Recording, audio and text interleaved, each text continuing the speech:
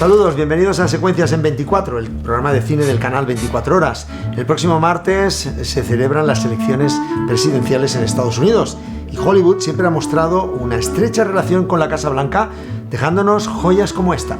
Nunca he conocido a nadie con mayor talento para desenredar la política y hacer que cualquiera pueda entenderla. Gary Hart aporta ideas atrevidas e ingeniosas a la política estadounidense. Quiere compartir ese don que tiene con la gente. Hart está impulsando reformas revolucionarias en educación y política exterior. Quiero que penséis en la oportunidad que tenemos aquí y ahora. Con las ideas y visión para llevar a Estados Unidos al siglo XXI. Y una semana más estamos en casa de Guillermo Balmori. Guillermo, buenas noches. ¿Qué tal? Buenas noches. En este Capitolio del cine que es tu casa. Gracias por acogernos una semana más. La fascinación de Hollywood por la Casa Blanca ha sido evidente, ¿verdad? Pues sí, ha sido evidente y necesaria muchas veces. A veces que incluso la Casa Blanca no ha querido que Hollywood se meta en sus asuntos y a veces incluso ha incidido para que lo haga, ¿no? Y a veces incluso se ha metido en cómo tratar las películas, no solo cuando lo trataba ellos, sino en general. David Felipe Herranz, buenas noches. Buenas noches. Hollywood y la Casa Blanca no siempre han tenido una estrecha relación amistosa, ¿verdad? Bueno, nosotros la tenemos tanto que nos vamos a presentar. En las elecciones lo hemos hablado y ya está decidido. ¿Sí? O sea que Joe Biden, Donald Trump y nosotros. Y Secuencias en 24. Hombre, claro. Bueno, muchas estrellas de Hollywood han querido participar en películas donde la Casa Blanca, el Capitolio, los entresijos del gobierno norteamericano eran los protagonistas. Y ahora tenemos que la mente viajar un poquito para una película en blanco y negro, Caballeros sin Espada y James Stewart. Y el político ideal, ¿no? Estas fantasías de Frank Capra, que bueno, también lo hizo en cierta manera con Juan Nadie, pero James Stewart era el hombre íntegro, el americano puro, que además estaba saliendo en América de la Gran Depresión en el año 39, ya con la Guerra Mundial en ciernes, pues se volvió como esta esencia de lo que tenía que ser el político correcto, lo que tenía que hacer un político de bien. Otra estrella ilustre de los estudios de Hollywood, como Clark Gable, también quiso participar del establishment político en una película importante, Parnell. Filmó Parnell, fue un fracaso de taquilla, se pelearon en el rodaje, perdió $637,000 y Clark Gable dijo: nunca más voy a hacer una película histórica. Y de hecho es la razón por la que tardó en aceptar el papel de Red Butler en Lo que el viento se llevó. Dijo: es que me ha ido tan mal que no quiero repetir. El Estado de la Unión, con Spencer Tracy, es otra película de Frank Capra. Seguía metido en estos temas de política, como acabamos de ver con Caballeros sin Espada, pero aquí no le funcionó. Fue una película que no está mal, pero que no tuvo éxito de taquilla. Se centraba más en los entresijos, digamos, corruptos casi del poder de la Casa Blanca. Y es una de las clásicas películas Katharine Hepburn y Spencer Tracy, fíjate, con Van Eflin, con un reparto estelar de secundarios también, pero que no tuvo aceptación en el público y no es considerada de las mejores películas de Capra. Hubo una pelea tremenda porque Adolphe Menjou era uno de los miembros del Comité de Actividades Antiamericanas y denunciaba a Katharine Hepburn y tuvieron un broncazo. De hecho, Katharine Hepburn le pidió a Spencer Tracy ayuda. Bueno, acabaron sin hablar si tuvo que intervenir el director para poner orden. Fue tremendo aquello. Otra gran actriz, Loretta Young, que ganó un Oscar por Destino de Mujer. Un Oscar muy aplaudido, muy deseado. Es la historia de una campesina, de una criada que los dueños de la casa ven que tiene dotes que tiene labia, la meten en política y acaba siendo una política importantísima. Un gran triunfo y para mí la mejor película de H.C. Potter. Y muy documental porque se basa en la población escandinava de Minnesota. Es decir, es casi una película que recoge ese sentir de los inmigrantes que ya participaban de la democracia en los Estados Unidos. Es muy bonita y Loretta está espectacular. Está espectacular. Una de las escenas importantes de la película Gigante es esta toma falsa, inédita, de James Dean cuando aspira a ser político. Al final de la película, ya en la segunda parte de la película, él aspira a ser político en el estado de Texas y muchas escenas de estas fueron rodadas sin él, era un doble porque ya había fallecido James Dean cuando hace este papel de político que acaba mal, claro, que acaba destruido por el dinero y por estas ambiciones políticas. Hablando de ambición política, Randall Hearst, Orson Welles y Ciudadano Kane, considerado durante mucho tiempo una de las mejores, la primera película en la lista de las mejores de la historia. y la primera película en la que un director se vio en serios problemas porque todo el sistema de William Randolph Hearst puso en búsqueda de captura a Orson Welles. Con 25 años. Con 25 añitos, y Orson Welles se armó de valor, incluso en el propio ascensor, en uno de los estrenos, ¿verdad, Guillermo? Le soltó a William Randolph Hearst: yo, si fuera usted, iría a ver la película. Es una persecución. Una De persecución. hecho, no tuvo ni nominaciones a los Oscars, cosa increíble por la presión de Hearst, que además Orson Welles incidía en esta querencia de Hearst a la política, que nunca llegó a ejercer, pero que la ejerció en la sombra.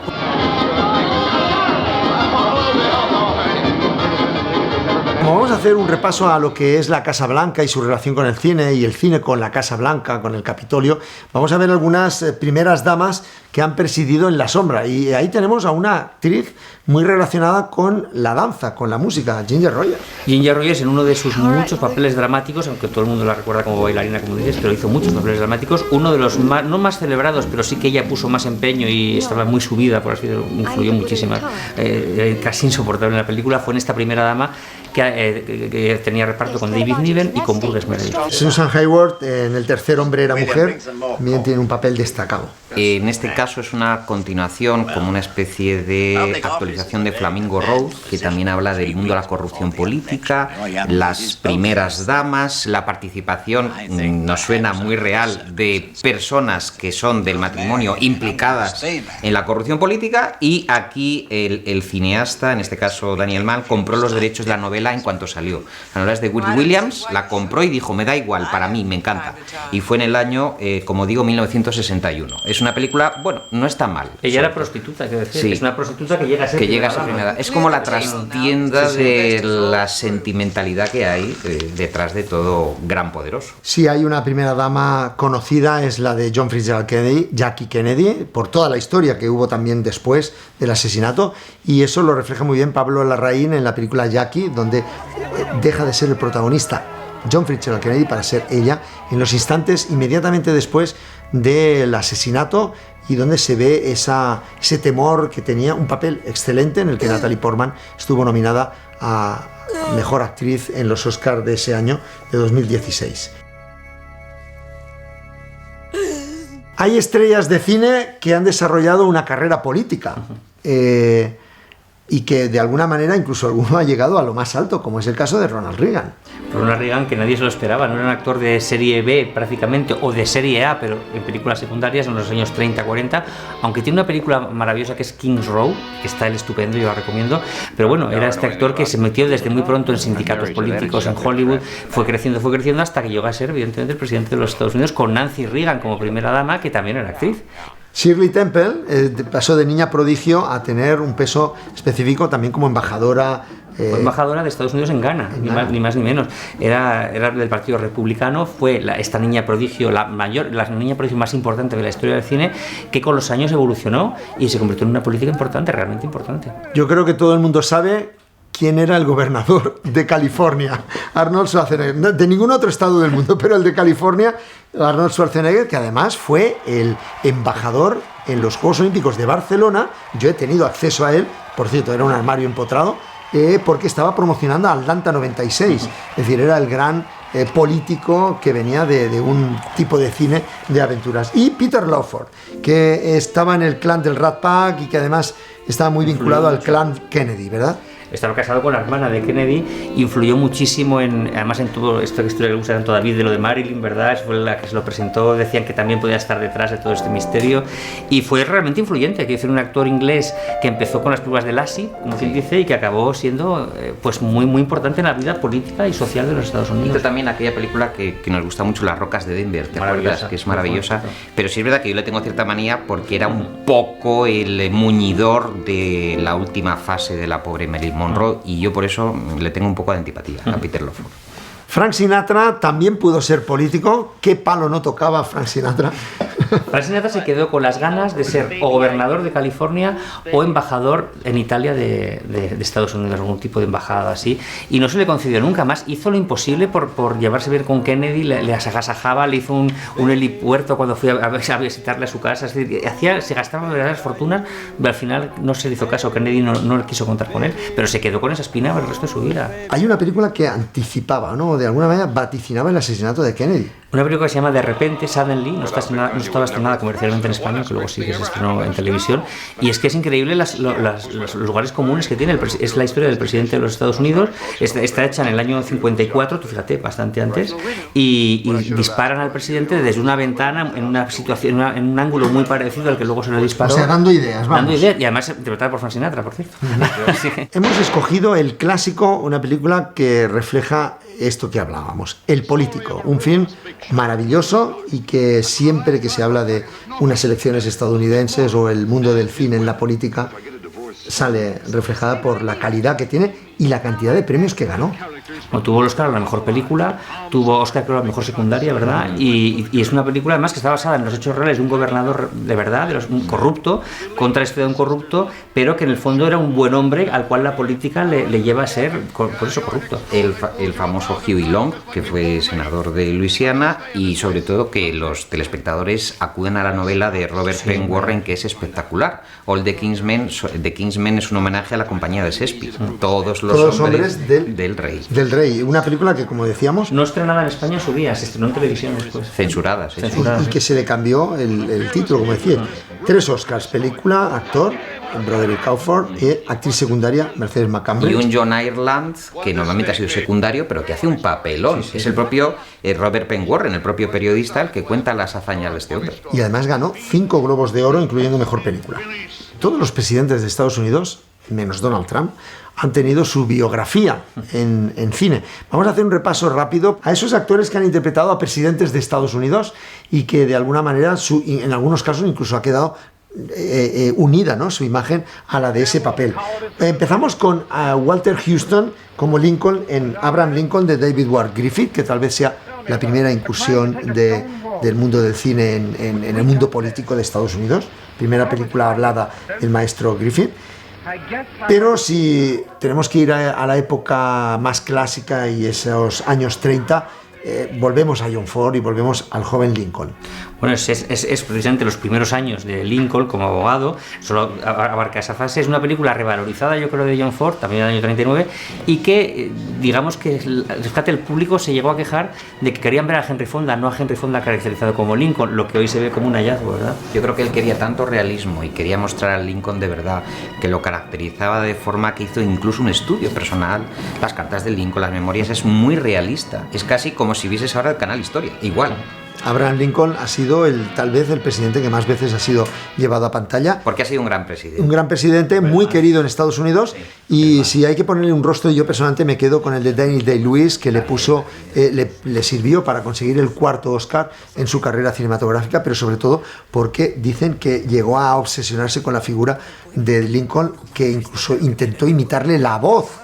En lo poco sonoro que podía haber. Decía que no era digno de interpretarlo.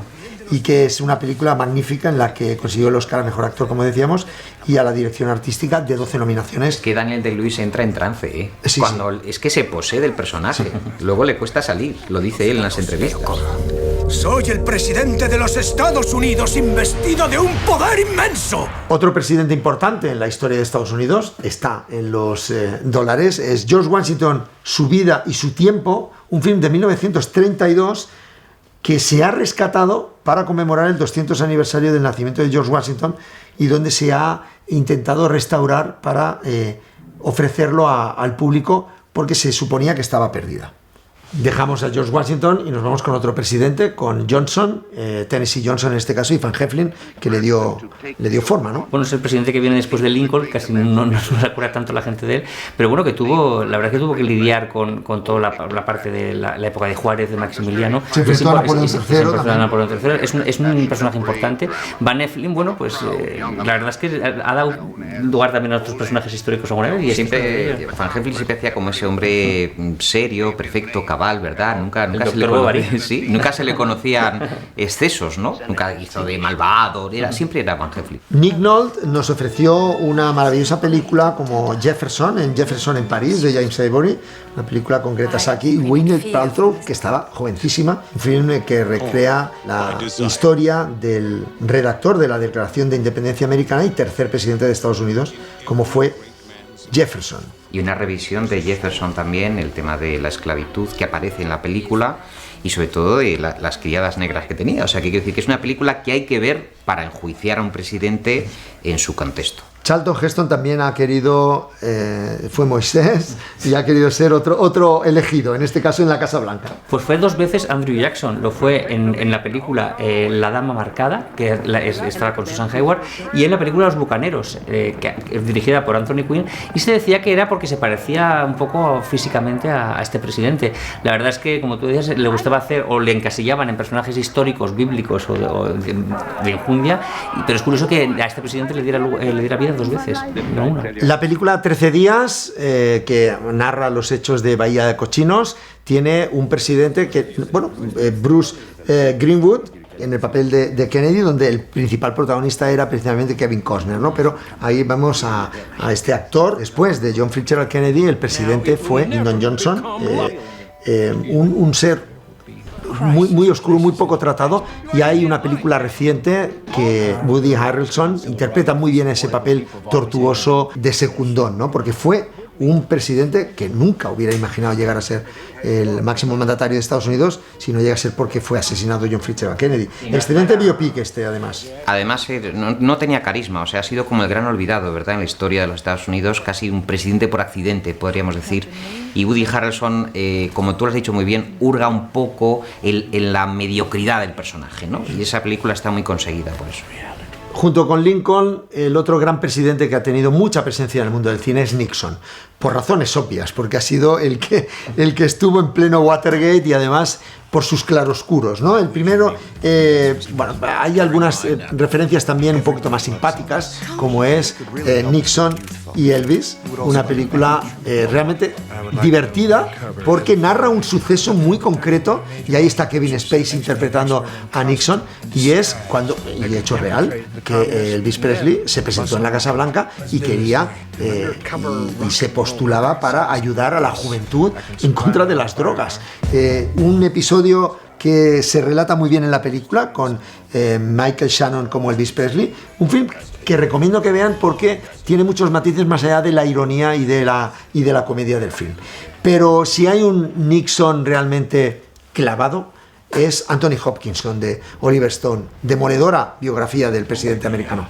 Yo creo que le dota de esa siniestralidad que Oliver Stone ve en Nixon, del lado más oscuro de Anthony Hopkins, una película larguísima, de larga duración además, y una recreación de época maravillosa. Es verdad que es el Nixon sobre el que pesan ya demasiados casos de corrupción, como vamos a ver en muchas otras películas. Un Nixon que vemos en real en Forrest Gump. Bueno, entre los muchos reales que vemos en esta combinación, que fue un hallazgo en la época de los efectos especiales, y que es verdad que además Nixon, aparte de su carrera política, es que gobernó en una época muy atractiva de los Estados Unidos. Yo creo que también por eso está Elvis, el mundo artístico, el mundo cultural de la época que le tocó gobernar es realmente atractivo. Frost contra Nixon es ese episodio en el que Frank Langella, que interpreta a Nixon, desvela en una entrevista televisiva al periodista que interpreta muy bien Michael Sheen, además se parece a David Frost, el caso que hace que caiga por el caso Watergate, ya en su retiro, después de haber negado cualquier implicación con aquel famoso Watergate. Bueno, pues en este episodio, que está muy bien relatado, una película magnífica de Ron Howard, y que yo reivindico como una de las grandes películas periodísticas que hay que ver. Vamos con otro presidente, otra vez polémico, otra vez ocupando la Casa Blanca, un personaje que ha despertado fobias y amores, como George Bush. En este caso, Sam Rockwell interpretando a un caricaturesco y absolutamente estrafalario Bush en la película El vicio de poder. Magnífica película, por cierto, ¿no? Yo creo que Sam Rockwell, que es muy buen actor, pero un poco exagerado, le da propiedades el propio Sam Rockwell a Bush, que era más bien hierático. O sea, George Bush tampoco es que era un personaje que se expresase mucho, y yo creo que ahí se pasa un poco de frenada. Pero bueno, porque el protagonista aquí es Dick Cheney, el secretario de Estado, donde manipula al presidente de Estados Unidos, y ahí falta saber cuánto hay de verdad o no. La verdad es que viendo el personaje como triunfó dentro de la Casa Blanca, todo hace indicar que es muy real lo que explica esta película. Más demoledor aún fue la versión que hizo Oliver Stone de Bush, en este caso con Josh Brolin, en la película W. En esta ocasión ves aquí en cambio Josh Brolin, que es un actor más contenido, se ajusta más al personaje, no es Sam Rockwell, y ahí sí que se ve mucho el seguimiento de cintas, de intervenciones de Bush en televisión, y que hay un trabajo actoral muy grande por ajustarse al personaje. Yo creo que en el caso de Bush es importante como presidente porque por primera vez yo creo que se le pierde un poco el respeto a un presidente, es decir, todo esto que hemos dicho de esas versiones jocosas de comedia, yo creo que siempre había habido un respeto a todos esos presidentes que hemos estado viendo hasta llegar aquí, y en el momento en que llegamos a este presidente, por primera vez se atreve el cine, digamos, a mofarse en cierto modo o a darle paso un poco, Guillermo, también... ¿Os acordáis de las caretas de Nixon para atracar bancos? Que aparecen en todas las películas. Pero que es la primera vez que hay esa falta, porque en Estados Unidos tienen la suerte, yo creo que aunque seas de un partido u otro, siempre respetan mucho a su presidente. Pero aquí fue un punto de inflexión en el cine, en el arte, en las caretas esas. Pero este respeto que dices es porque hay una tradición en Estados Unidos constitucionalista muy importante, claro, donde no es como en España. Allí la política es sagrada y lo viven como una auténtica fiesta, ¿no? Así es. Todo lo contrario pasa de lo que decías, Guillermo, con Barack Obama, donde hay 2 o 3 películas, concretamente 2, donde primero la relación con Michelle Obama. Sí, bueno, esa película que habla de cómo se conocen, es esta parte más romanceada, ¿no?, de los presidentes, y además coincide en una época en la que de repente empieza a haber muchas películas de presidentes. Es decir, estamos viendo que según nos vamos acercando a la actualidad hay más telefilmes, más películas, interesa más para criticar, para ensalzar la figura de los presidentes. Repetidlo conmigo. Y como estamos en la previa, unos días de la campaña electoral estadounidense, también el cine, como no, se ha volcado en explicar cómo es una campaña política, esa lucha entre demócratas y republicanos, y también la relación con la prensa de cara a unas elecciones. Empezamos con El mejor hombre, de 1964, un film buenísimo de Franklin J. Schaffner. Con guión de Gore Vidal, y que aparte es la época justo en la que Hollywood empieza, digamos, a tratar 7 días de mayo, mediados de los años 60. Empiezan a tratar los temas políticos punto límite, por ejemplo, estas películas que de repente empiezan a ver que al público le interesan los temas políticos. Es la primera vez en la historia del cine en la que se tocan temas realmente políticos, no digo biografías de presidentes, sino temas realmente que la política es el argumento. Yo me quedo con una gran película dirigida por George Clooney que se llama Los idus de marzo, donde aquí, independientemente de una trama en la que también hay sexo y corrupción, se explica muy bien cómo es, y aquí cogen peso los 2 jefes de prensa de cada uno de los 2 partidos, un magnífico film en el que siempre se evoca cuando hay elecciones a esta gran película. Como también El candidato, una de las mejores películas que se pueden ver acerca de este tema y que tiene ganadora del Oscar a Mejor Guión Original y que está protagonizada por un Robert Redford en estado de gracia. De las películas más reconocibles y de las imágenes más reconocidas de Robert Redford. Si uno piensa en películas de Robert Redford, enseguida te sale esta. Además dirige Stuart Rosenberg, el cartel de la película es autocrítico, sale inflando un chicle a punto de explotar. Y también a Robert Redford le ha interesado mucho la política en el cine y los entresijos del poder. Tim Robbins en Ciudadano Bob Roberts, una magnífica película interpretada por el propio Tim Robbins y que explica muy bien cómo es una campaña electoral, una película no de grandes artificios y más de guión.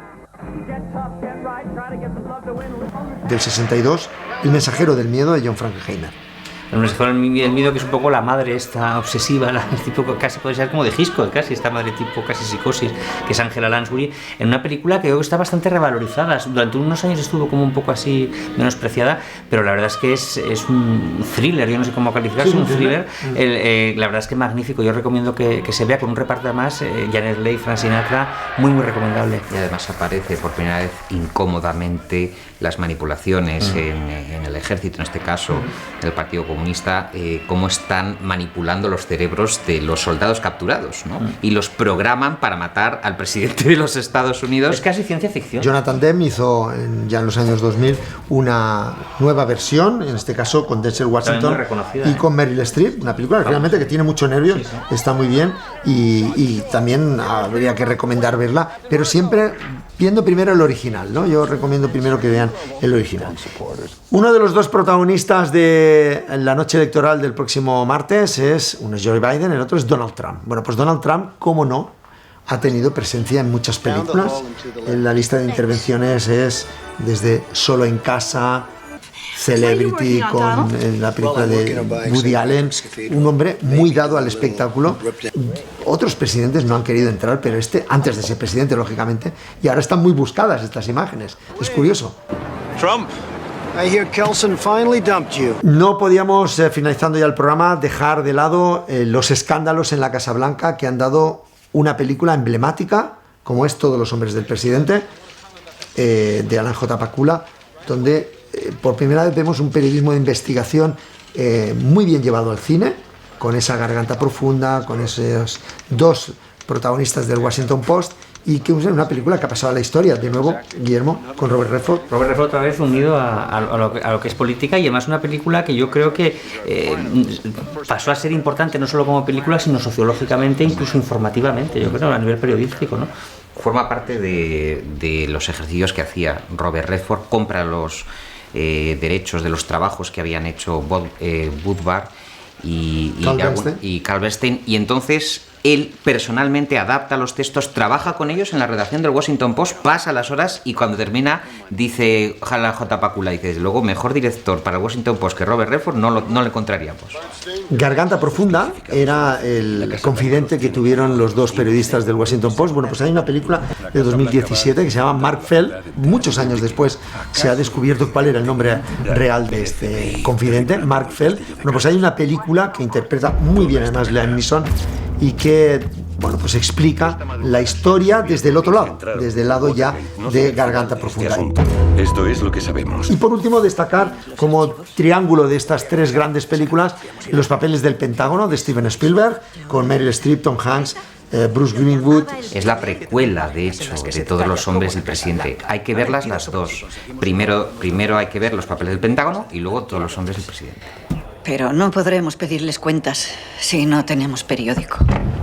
Turno ahora para los libros aquí en el programa Secuencias en 24 horas, y hoy con una temática tan interesante yo quiero recomendar esta novedad de Espasa, La habitación donde sucedió. Un relato desde el corazón de la Casa Blanca, escrita por John Bolton, que fue ex consejero de Seguridad Nacional, ni más ni menos que con Ronald Reagan y George Bush. También ha estado con Donald Trump y explica en forma de memorias todos los entresijos de la Casa Blanca. No queda muy bien parado Donald Trump en estas memorias del ex consejero de Seguridad Nacional, John Bolton, que les recomendamos, editado por Espasa, La habitación donde sucedió. La habitación, lógicamente, es una metáfora de la Casa Blanca. ¿Qué libro nos trae Guillermo Balmori? Pues trae un libro, un clásico del cine político, El gran dictador, que cumple ahora 80 años. 80 ya. De alguien que no llegó a ser, gracias a Dios, presidente de los Estados Unidos, como era Adolf Hitler, pero que Chaplin tuvo la osadía y la valentía de criticar y representar aquí en esta película, muy valiente. Es un libro de Marco da Costa, Jaime Iglesias, Jesús Antonio López y Israel Paredes, que escriben todo lo que se puede saber sobre, o alguien quiera saber sobre el gran dictador, pues todas las vinculaciones políticas, las repercusiones, cómo la aborda Chaplin, en fin, es muy interesante todo lo que rodea esa película, uno de los grandes clásicos del cine, y como digo, cumple 80 años. En Notorious Ediciones, El gran dictador, el libro del 80 aniversario. David Felipe nos trae un Orson Welles, que no fue presidente de Estados Unidos. Ya que hemos dedicado tanto tiempo a Orson Welles, pues he traído este Quijote Welles, que ha publicado Fórcola, y que es una reconstrucción de Agustín Sánchez Vidal de los años de Welles en España, de sus ambiciones, sus anhelos y sobre todo la parte más terrible en la que tuvo que hacer frente a problemas económicos. Él pagaba de su propio bolsillo la aventura, y la protagonista es Bárbara Galway, que le hizo unas cuantas entrevistas a todo el equipo de Orson Welles. Está novelizado, con lo cual los espectadores van a disfrutar muchísimo. Y de los libros pasamos a esa enciclopedia visual que cada semana nos aporta Guillermo Balmori. Hoy, ¿con qué nos deleitas? En cinecinéfilos.com, la enciclopedia visual del cine, traemos esta semana a Shirley Temple antes de que fuera política, cuando era todavía niña prodigio. En el estreno, uno de los estrenos más esperados de Hollywood de la época, que es el primer largometraje de Walt Disney, Blancanieves y los 7 enanitos. Fíjate que es no tan maravilloso, hicieron la casita de los enanitos acudieron al estreno, y Shirley Temple fue la estrella, era la mejor pagada de la época, fue la estrella del estreno. No hay tiempo para más, hemos llegado al final de Secuencias en 24, hemos hecho un repaso a la relación que ha tenido la Casa Blanca con el cine, y Hollywood especialmente, como ha mostrado a través de sus presidentes, sus tramas, y que nos han dejado grandísimas películas. Gracias, Guillermo Balmori, por atendernos en tu casa. Encantado. Hasta la semana que viene. Hasta la semana que viene. David Felipe Ranz. Buenas noches desde el Capitolio de Guillermo Almor. Efectivamente. Bueno, pues hasta la semana que viene, donde tenemos más temas. Espero que lo hayan pasado bien. Nos volvemos a ver en Secuencias en 24 el próximo viernes.